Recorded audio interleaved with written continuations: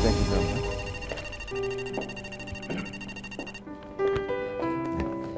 MBC 느낌표라는 이 프로그램은 책을 읽자고 하는 프로그램입니다. It's yes. 거기에서 이 책의 수익금으로 도서관을 짓게 되는데요. That's wonderful. I'm delighted that there'll be a library because I remember when I was a child loving reading that if there hadn't been libraries I wouldn't have been able to get hold of many books because we couldn't afford to buy lots of new books. So second-hand bookstores and libraries were the only way I was able to get books. You know, the first book I really remember totally loving was Dr. Dolittle. And Dr. Dolittle was this magic man who could speak to animals. Oh. And that's what I wanted to do. And I was completely captivated by this whole idea. Then I started haunting second-hand bookshops and looking for books about animals. Gradually I came to love the stories about African animals. And then I met Tarzan. Tarzan, Lord of the Jungle. Yeah. So of course, being about 11 years old, I fell madly in love with Tarzan. And he's got that wife, Jane. I was so jealous of Jane. When I was about 13, my mother took me to one of the early Weissmuller films of Tarzan, and I burst into tears. And she had to take me out. She said, "Whatever's the matter?" I said, "But that wasn't Tarzan."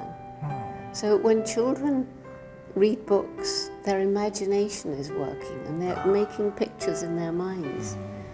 The children today know Tarzan from movies, from cartoons. So they're not using their imagination, it's sitting there on the screen. That's why books are so wonderful. My favorite animal, you probably think it's a chimpanzee. It's a dog. Dog? I grew up with a dog. A dog was my very best friend. A dog taught me that animals have personalities and minds and feelings, that they comfort you when you're sad, they're joyous with you when you're happy.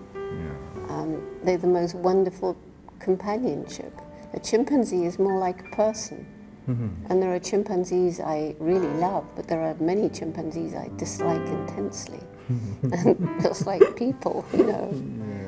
침팬지도 얼굴을 보면 일반인도 구분을 할 수 있는지 정말 궁금하거든요. Yeah, the chimpanzees have very different faces. And once you get used to the chimpanzee face, once you've been with chimps, then you quickly see the differences. Ordinary people. Anybody. Anybody. Yes, but some people can learn much more quickly than others. Chimpanzees are more like us than any other living creature.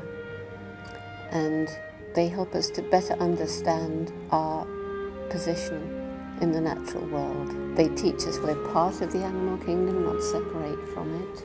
To sum up my reasons for hope, the human brain is brilliant at solving problems. That's how we came to be who we are.